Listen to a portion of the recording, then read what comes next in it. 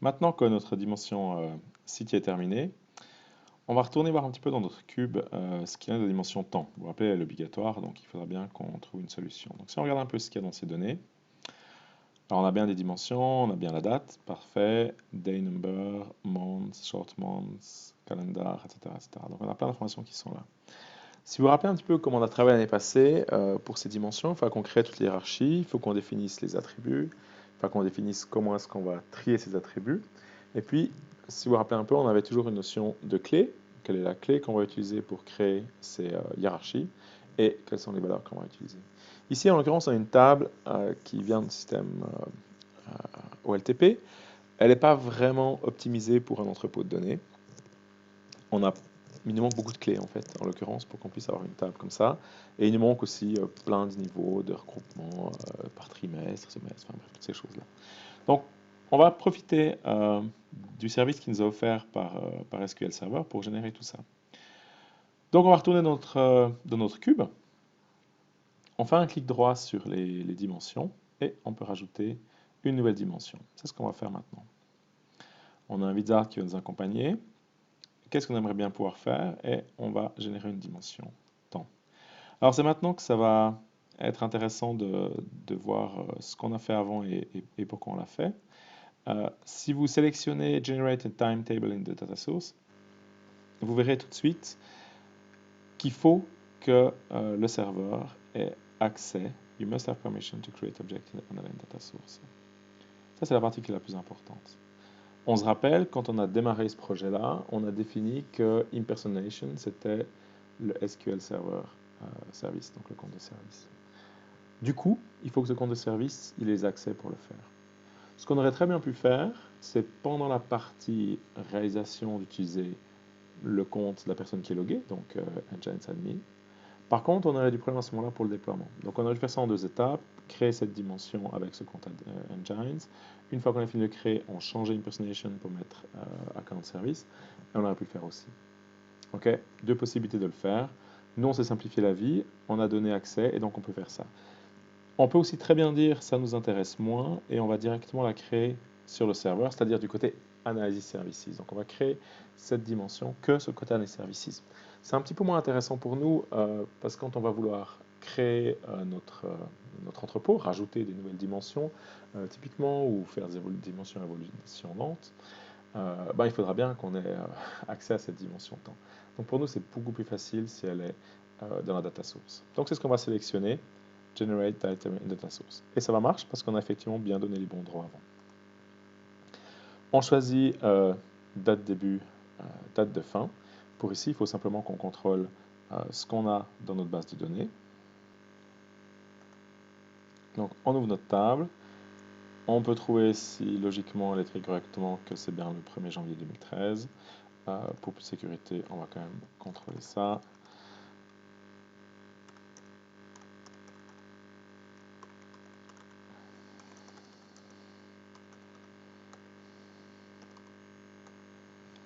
On exécute la query. Et on a bien 1er janvier 2013. Donc, c'est la date de début de notre dimension temps. On retourne ici et donc on va commencer au 1er janvier 2013 et on va s'arrêter au 31 décembre 2020. Faites attention, si vous voulez pouvoir prendre des données encore au début du semestre prochain, ce sera plus intéressant. Qu'est-ce qu'on va utiliser comme période de temps? Plein de possibilités. On peut avoir les années, les semestres, les trimestres, les mois, les semaines. Voilà. On sélectionne tout, 10 days, ça nous intéresse moins. On peut choisir le format des dates. Je vais prendre French. Donc, attention, 1er janvier 2013, première date dans notre système, pas de problème. 31 décembre 2020, dernière date. Une fois que c'est fait, on peut générer plusieurs calendriers encore. Donc, regular calendar, ok, c'est très bien. On peut ajouter un fiscal calendar si la date de l'exercice ne commence pas au 1er janvier, c'est là qu'on va le faire. On peut le faire sur le marketing ou production ou d'autres calendriers, on peut rajouter un calendrier ISO dedans. On ne va rien faire de tout ça, on se contente de notre calendrier traditionnel. Il nous propose directement toutes les informations qu'il va faire, tous les attributs. Donc on voit, on les a tous ici. day of year à faire, etc. Les weeks, les months et directement les hiérarchies aussi qui nous créent par trimestre, mois, date, etc. par semaine. Et vous vous rappelez, on avait dit, hein, dans une dimension de temps, sur 10 la semaine, on ne peut pas utiliser la notion de mois puisque les semaines sont à cheval. Pas de problème, il nous génère aussi ça directement. Donc l'avantage de le faire là, tout est créé. Si vous vous rappelez l'année passée, on avait dû faire à la main tout ça. Ici, c'est parfait. Il va nous gérer tout ça et on n'aura pas à s'en occuper ultérieurement. On peut l'appeler dimension date, c'est sympathique, ou on peut l'appeler dimension temps, comme on veut. Hein. Je l'appelle dimension temps, ça ira bien là. On termine. Ça dure un petit moment. Et voilà. Donc on a bien une hiérarchie qui ont été créées, la liste de nos différents attributs qui sont là. Voilà. Donc toute la liste de nos attributs complets, donc l'affichage est l'inverse, mais c'est la même chose que ce qu'on avait avant. Et il nous reste ici un petit click to generate data source view. Donc il faut maintenant qu'on génère la source de données pour qu'on puisse créer cette table dedans. Donc on va le faire. Il nous indique qu'est-ce qu'il va créer, dans quel schéma il va le créer. On peut encore changer ça. Ici pour l'instant on est content avec ça.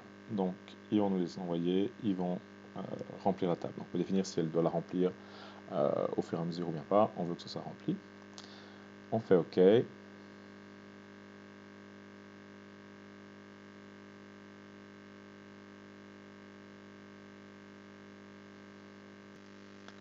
Une fois qu'il est terminé, il nous l'indique, on peut fermer.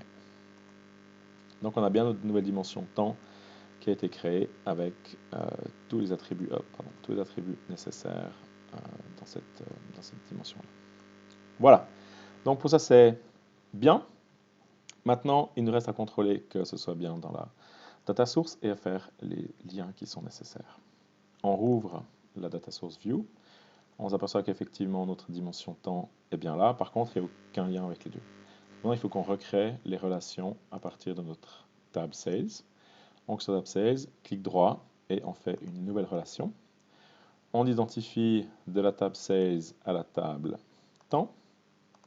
Dans les sources colonnes, on en a deux dimensions qui nous intéressent. On a la Invoice Date Key, date d'envoi de la facture. Ça correspond à notre PKDate. Et on va directement créer une seconde.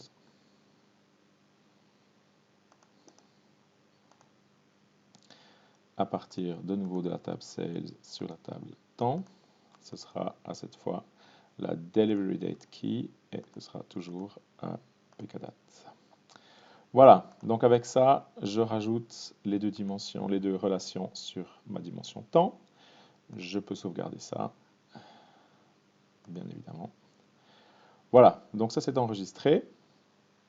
Maintenant, je peux aller voir dans mon cube ce qu'il en est. Dans mon cube, je n'ai pas encore cette dimension-là. Je vais la rajouter. Clic droit quelque part dans l'espace.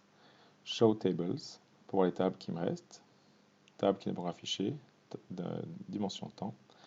Je fais OK et elle va s'afficher en plein sur les autres.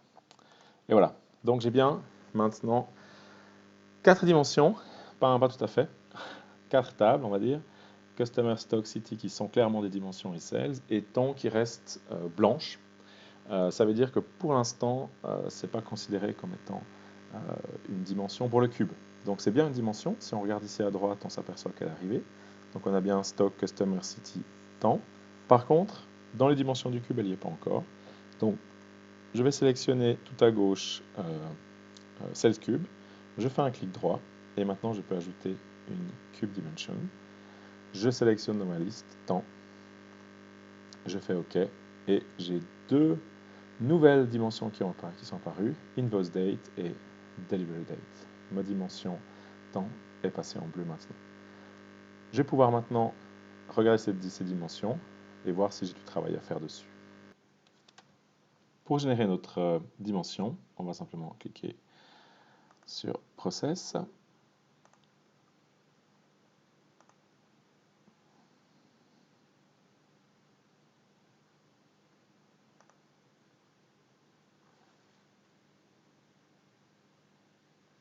Et voilà.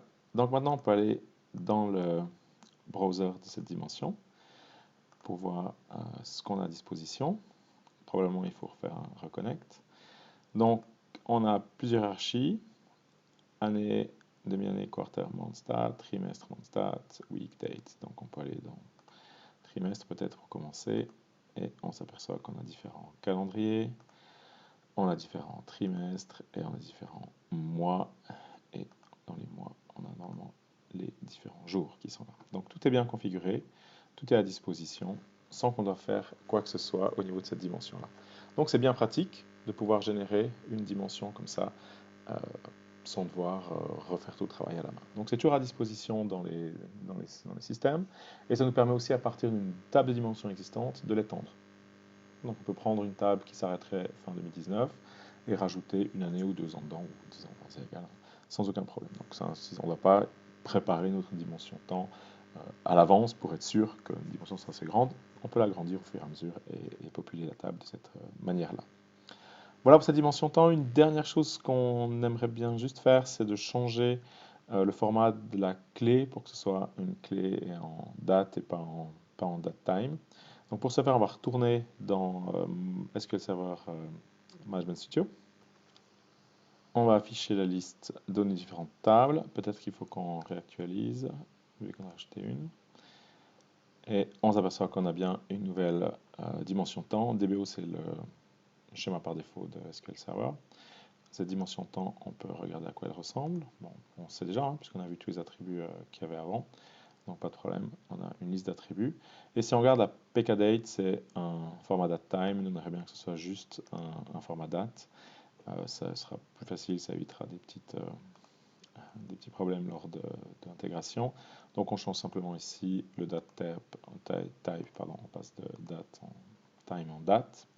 Voilà, on enregistre ça. Il n'y a pas de schéma et c'est déjà fait. Si on referme, on réactualise notre query ici. Voilà, c'est bien. Notre pkdate, elle est bien en format année-mois-jour. Ça nous arrange. Comme ça, on a un truc qui est plus facile et qui est cohérent pour la suite. Donc voilà, avec ça, on a terminé notre dimension temps. Donc on a maintenant un cube avec 4 dimensions. 2 dimensions ont été traitées, la dimension city, la dimension temps, pardon. Je vais vous laisser continuer à faire la dimension customer, la dimension stock, avec les informations qui sont disponibles en ligne.